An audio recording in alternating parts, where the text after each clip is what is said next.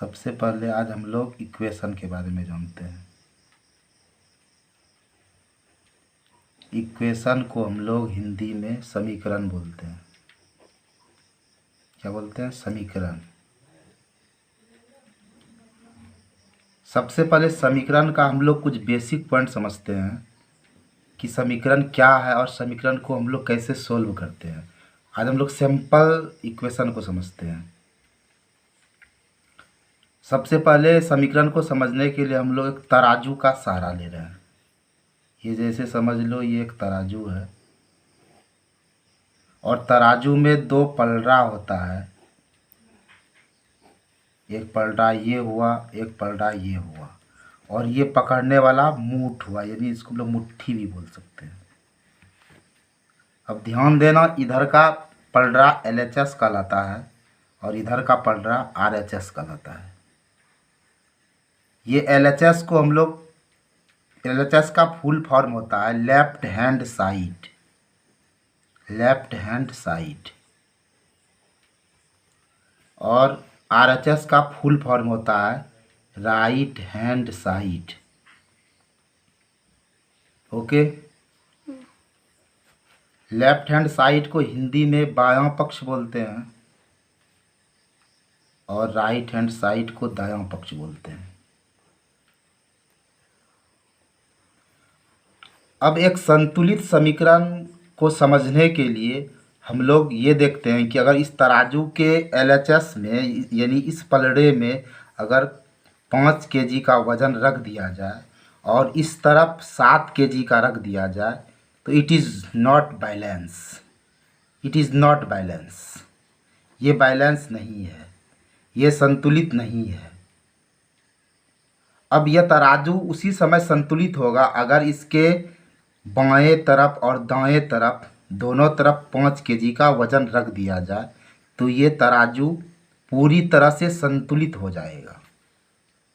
ऐसा ही कुछ समीकरण के साथ भी होता है, जैसे लाइक एज एक समीकरण हम 7x + 5 = 10 ले रहे हैं, तो इस तरफ जो होता है ये LHS होता है और इस तरफ RHS होता है, और यह बराबर का चिन्ह जो है यह समता का चिन्ह कहलाता है। ये समता का चिन्ह कहलाता है। जैसे तराजू का ये पकड़ने वाला होता है ना, ये एक तरह से समता होता है। तो गणित में ये जो बराबर का चिन्ह होता है, ये इक्वल टू जो होता है, ये समता का चिन्ह है। तो इक्वेशन का कुछ बेसिक पॉइंट होता है जो समीकरण को सोल्व में हमें काफ़ी मदद करता है, चाहे वह किसी भी तरह का समीकरण क्यों ना हो। और ये समीकरण का मूल मंत्र के नाम से जाना जाता है। कहने का तात्पर्य यह है कि ये 4 मंत्र कंट्रोल करो और समीकरण कंट्रोल हुआ। ये मूल मंत्र इस तरह होता है कि अगर प्लस बराबर के उस पार चले जाए तो माइनस हो जाता है, और माइनस बराबर के पार चले जाए तो प्लस होता है, गुना बराबर के पार चले जाए तो भाग होता है, और भाग बराबर के पार जाए तो गुना हो जाता है। ये समीकरण का एक बहुत ही बेसिक पॉइंट होता है। समीकरण के कुछ और भी पहलू हैं,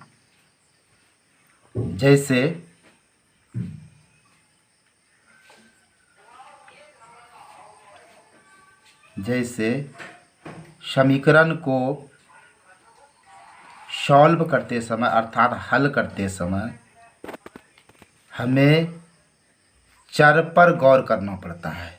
चर पर गौर करना पड़ता है, गौर करना पड़ता है। अब हम एक समीकरण का उदाहरण लेते हैं, जैसे 2x + 3 = 4।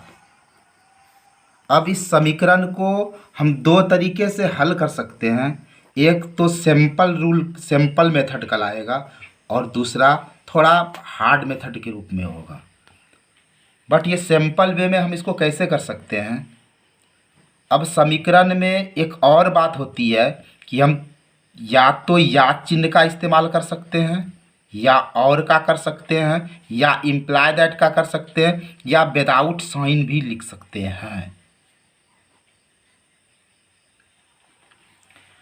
एट फर्स्ट अब हम लोग आगे बढ़ेंगे, स्टेप फर्स्ट पर हम लोग आएंगे तो हम लोग विदाउट साइन यानी कोई भी चिन्ह का प्रयोग नहीं करते हैं। तो हमारे पास प्रॉब्लम है कि 2x + 3 = 4। सो 2x = ये 4 और ये प्लस इस पार जब जाएगा तो -3 हो जाएगा। अब समीकरण को हल करते समय हमें यह ध्यान देना है कि प्लस प्लस प्लस होता है, माइनस प्लस माइनस प्लस होता है, plus plus plus minus minus होता है, माइनस प्लस माइनस होता है। अर्थात इस चिन्ह को हम एक छोटी सी कविता से भी समझ सकते हैं। हम एक छोटी सी कविता से भी समझ सकते हैं, कविता से भी समझ सकते हैं, समझ सकते हैं। प्लस प्लस प्लस प्लस जुटेगा, बड़का चिन्ह आएगा, बड़का चिन्ह आएगा। माइनस माइनस माइनस माइनस जुटेगा, बड़का चिन्ह आएगा, बड़का चिन्ह आएगा। प्लस माइनस घटेगा, बड़का चिन्ह आएगा, बड़का चिन्ह आएगा। सो आई मीन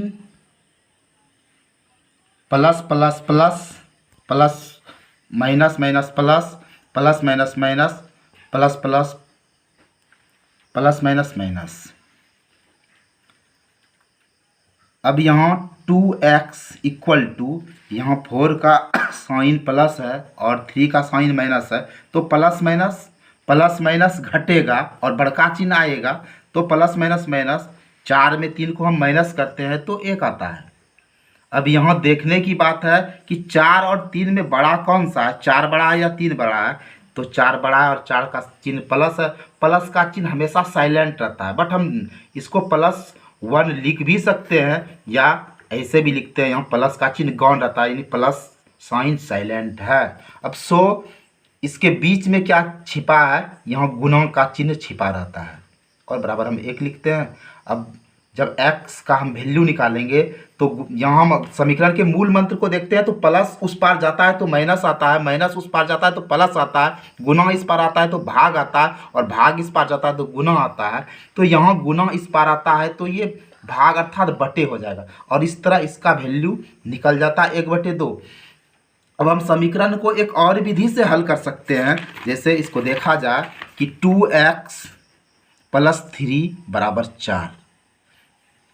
इसको हम लोग दूसरी विधि से जब सॉल्व करेंगे तो इस बात का ध्यान रखना है कि सबसे पहले यहाँ देखना है कि इसके साथ क्या है, ये +3 जुड़ा है। और समीकरण को हल करते समय हम यह ध्यान देंगे कि अगर हम LHS में जो भी काम करेंगे वही काम हमें RHS के साथ भी करना होगा। तो यहाँ +3 जुड़ा हुआ है और ये +3 को हमें हटाना है, तो इसके लिए हमें अपोजिट वे में आना होगा।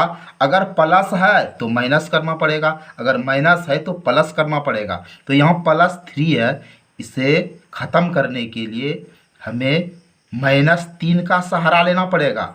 और समीकरण का नियम कहता है कि हमने LHS में -3 किया तो RHS में जो 4 है इसके साथ भी माइनस कर देंगे। अब यहाँ ये प्लस माइनस बिल्कुल कट रहा है तो यहाँ 2x बचा और यहाँ फिर चिन्ह का प्रयोग करेंगे कि प्लस माइनस घटेगा और बड़का चिन्ह उतरेगा यानी आएगा। तो प्लस माइनस माइनस 4 में 3 घटा तो 1 हो गया और यहाँ बड़ा का चिन्ह प्लस है और यहाँ गुना छिपा हुआ है। ये गुना जो होता है एक्चुअली मैथमेटिक्स में 2 रूप में होता है। ये जो बिंदु गुणन है ये डॉट प्रोडक्ट के नाम से जाना जाता है, ये डॉट प्रोडक्ट के नाम से जाना जाता है, बट ये जो है ये क्रॉस प्रोडक्ट के नाम से जाना जाता है। एक्चुअली हम इस दोनों में से किसी का भी प्रयोग कर सकते हैं, लेकिन ये थोड़ा सा हमें अच्छा लगता है। बराबर 1 हुआ। अब रहा x का वैल्यू, तो फिर वही बात, वही मूल मंत्र पर आएंगे हम, ये 4 मूल मंत्र पर, कि प्लस उस पार जाएगा तो माइनस होगा, माइनस उस पार जाएगा तो प्लस होगा, और गुना उस पार जाएगा तो भाग होगा, और भाग उस पार जाएगा तो गुना होगा। सो ये गुना 2 है तो इस पार आएगा तो बटे होगा, और इस तरह दोनों विधि से समीकरण हल हुआ।